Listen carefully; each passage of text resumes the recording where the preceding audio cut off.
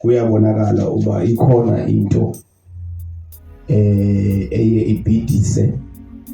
Ndingafuna nje ukunikeza nje izwi lenkuthazo kubani nobani elithi izwi lenkosi kwincwadi yeRevelation. Lowo unendlebe makeve ukuba uthini na umoya ukuthetha. Haleluya. Kuwo amabandla. Kodwa ke ndifuna ukutsho noba ungekho bandleni usekhaya kulo ndawo kuyo usendleleni uziphulaphulele izwi lenkosi. Uve uthini na umoya ukuthetha. Unento evamisile nedumileyo kakhulu yokuba indaba ye-salvation nensindiso okanye ukholo, umuntu okholwayo owamkele uJesu njengenkosi nomsindisi. Abantu noba basindisiwe noba basindiswanga baye balindele yokuba lo muntu lowo uzoba rich, uzoba nemali, uzoba ifumana yonke into akayifunayo emhlabeni. Abantu abaninzi ayenza imistake yokuthatha isalvation nensindiso bayijonge njengento ezokwenza abantu babe rich, babe zizityebi. Kodwa namhlanje ngifuna nje ukumbalwa sibona sisabelane ngezwi lenkosi. AmaHebrews chapter number 11, Hebrews chapter 11, izwi lenkosi sogxila kakhulu phaa kuverse number 13. Kodwa ke soqala nje sehle nayo nje kwiverse ezimbalwa sibe sesigxila kakhulu ngoba eneneni ndifuna ukuxelela namhlanje isalvation asonto yokwenza ube sisityebi. Ungasindiswa uyamkele inkosi uJesu njengomsindisi but ugqibe usokole. Haleluya. Ungayamkela inkosi uJesu uKrestu ufune umsebenzi ungawufumani ngelixesha ubufuna ngalo. Ungasindiswa uyamkela inkosi uJesu ungawufumani umtshato ngelixesha ufuna ngalo. Ungasindiswa uyamkela inkosi uJesu Kristu ungayifumani le moto uyifunayo.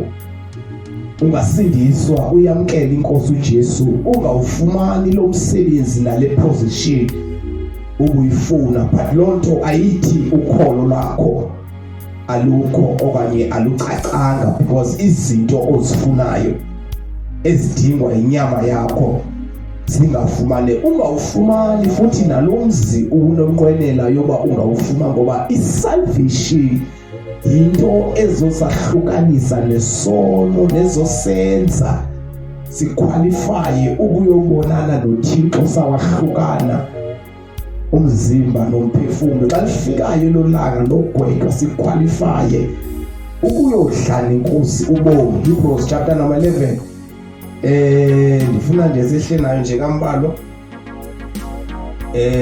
kodwa sawugxila kakhulu phaa kuverse number 13. Izwi lenkosi apha kuHebrews chapter number 11 limbala ngamaqhawe namagorha nabantu abaziwayo abayiphilileyo igospel. Haleluya.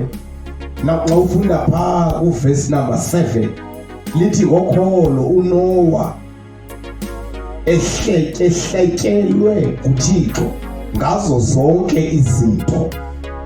uNoah wahletyelwa nguThixo ngazo zonke izinto. Siyalazi libali likaNoah, siyakwazi okwenzekayo, siyakwazi ke konke biza abantu mabeze kwakhiwa umkhumbi, wahletyelwe nguThixo.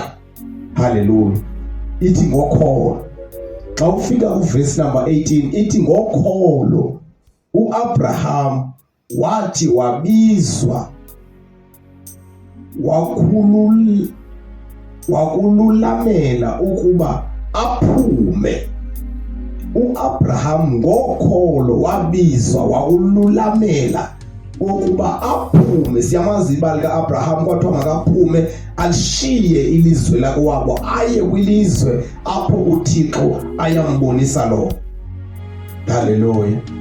Ithi ke ngoku apha kuverse number 11 ngokholo noSara ngokwakhe wamkela amandla okumisa umzi. Haleluya. Ngokholo wahletyelwa nguThixo uNowa, ngokholo uAbraham kwathiwa makaphume kwilizwe lakwabo, ngokholo uSara wanikezwa amandla nawo wokumisa umzi. Haleluya.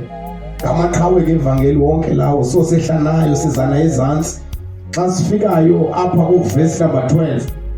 Haleluya. Kungoko ke kwazalwa ngamnye. Haleluya. But ndifuna sigxile kakhulu kwengcwele apha kuverse number 13 lithi aba bonke bafa ngokholo. Aba bonke kuyabalwa abaninzi, kuyabalwa noEnokhu ngokholo waxhwilwa nguThixo zangangcwathi uEnokhu ngokholo. Isifebe uRahabu sasihleli ngasegeyithini senza unodande emadodeni abantu kodwa sahlukana nezo zinto ngokholo wahlwetyelwa. Haleluya.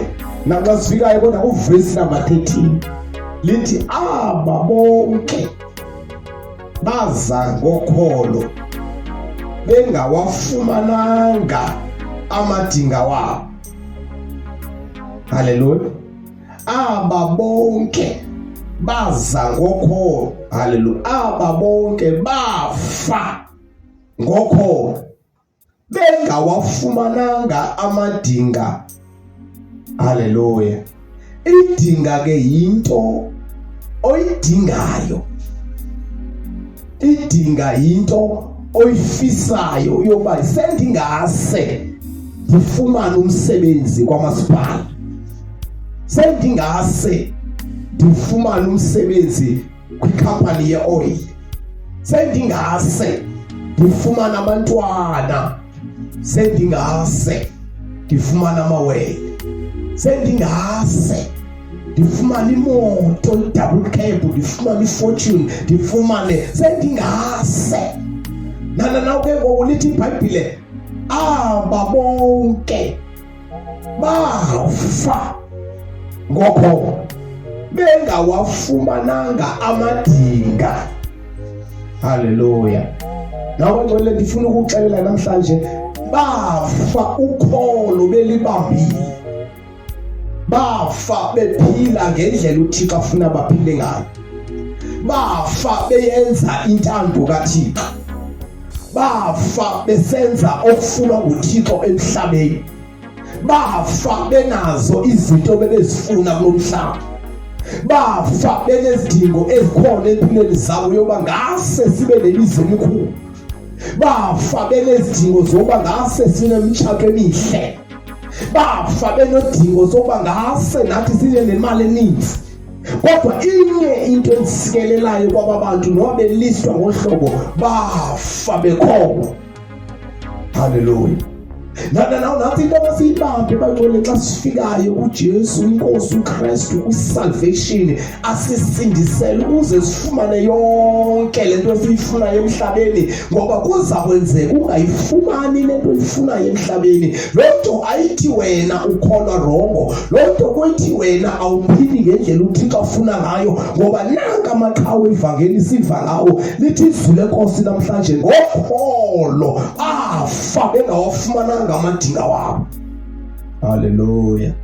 Lethi izwi lenkosi uthi umhlabelelo ukholo lwethu sawunyuka nalo silibambe ngezandla, ebusuku namhlanje, ekuseni namhlanje, emini namhlanje. Lethi izwi lenkosi nawe njengoba ulikholo zikhona izinto ozidingayo, uThixo akakulibalanga, uThixo unedinga nawe. Ngexesha lakho uza kunika ngezinto xa kufanelekile uzifumane, kodwa eyona nto moyibambe bawuthi usifa uhamba kulo mhlaba ubusazana nenkosi uJesu uyibambile ngokholo bafa. Haleluya. Masiphinde siyifundele verse number 13 kuchapter number 11 ngeHebrews. Lithi izwi lenkosi kuverse number 13 aba bonke bafa ngokokholo bengawafumananga amadinga wabo. Bafa bengawafumananga amadinga wabo. Babefisa ukungena emitshatweni abangena bathi bayofa. babefisa uba nemfuyo elithi abayifumana bathi bayofa, babefisa uba nabantwana abaqoqekileyo, bangadli drugs, bangadla utywala, bangadli inyawupa, bade bayofa ingenzekanga loo nto. Ngokholo babefisa uba nemizi emihle, loo nto leyo zange yenzeke, bade bayofa ingenzeka, kodwa ngokholo, ngoba lukholo bangcwele nenkosi uJesu esakhela ubudlelwano obuhle obuzawusifaka ezulwini. Inkosi mayisikelele ekhaya, inkosi mayisikelele ekhaya, usaphulaphula izwi lenkosi.